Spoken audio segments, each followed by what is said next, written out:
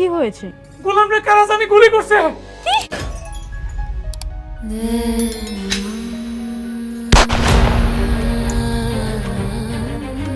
আসসালামু আলাইকুম বন্ধুরা। দুনিয়া টাকার গোলাম নাটকের আগামী পর্বে কি এমন এক রক্তাক্ত ও চাঞ্চল্যকর ঘটনা ঘটতে যাচ্ছে যা পুরো গল্পের মোড়ি বদলে দেবে?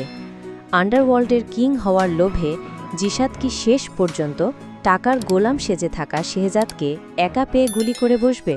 অন্যদিকে গোলামের প্রতি নিজের ভালোবাসার গভীরতা প্রকাশ করতে ঋতু যখন নিজের হাত কেটে রক্ত দিয়ে বাসর ঘরে একটি চিঠি লিখছে, ঠিক তখনই হাসপাতাল থেকে আসা একটি দুঃসংবাদ ফাতেমার পুরো জীবন ওলটপালট করে দেয়।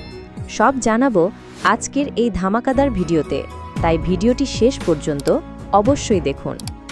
বন্ধুরা, আজকের পর্বে আমরা দেখেছি জিশাদ নিজের অপরাধ লুকাতে গিয়ে শেষ পর্যন্ত মায়ের সামনেই স্বীকার করে ফেলে যে বিষটি সে ফাতেমাকে হত্যা করার জন্য এনেছিল।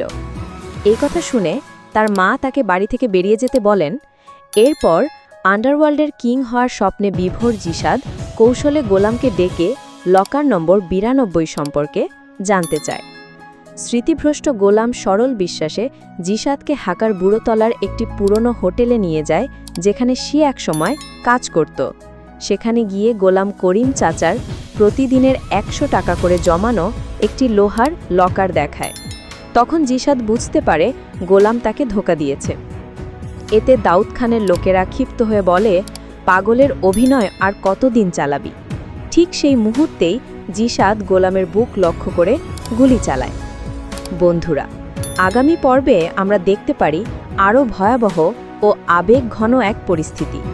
জিশাদের গুলিতে রক্তাক্ত হয়ে গোলাম মাটিতে লুটিয়ে পড়লে ঠিক তখনই তার বিশ্বস্ত পিএস শাফিজ দলবল নিয়ে সেখানে পৌঁছে যাবে। শাফিজ দ্রুত গোলামকে উদ্ধার করে হাসপাতালে নিয়ে যাবে এবং ফোন করে ফাতেমাকে জানাবে যে জিশাদ শর্ত গুলি করেছে। এদিকে গোলামকে চমকে দেওয়ার জন্য ঋতু নিজের হাত কেটে রক্ত দিয়ে ভালোবাসার চিঠি লিখে নতুন বাসরঘর সাজাচ্ছিল, কিন্তু হাসপাতালের খবর শুনেই সে পুরোপুরি ভেঙে পড়বে। ঋতু ও ফাতেমা দুজনেই ছুটে যাবে হাসপাতালে।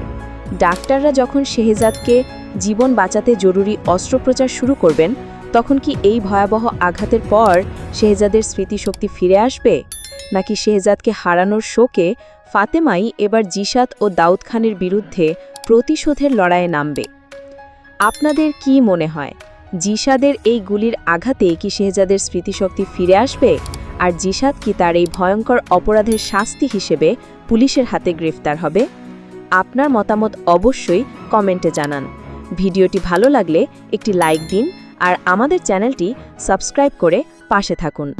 আবারও দেখা হবে নতুন একটি ধামাকাদার ভিডিওতে। সবাই ভালো থাকবেন।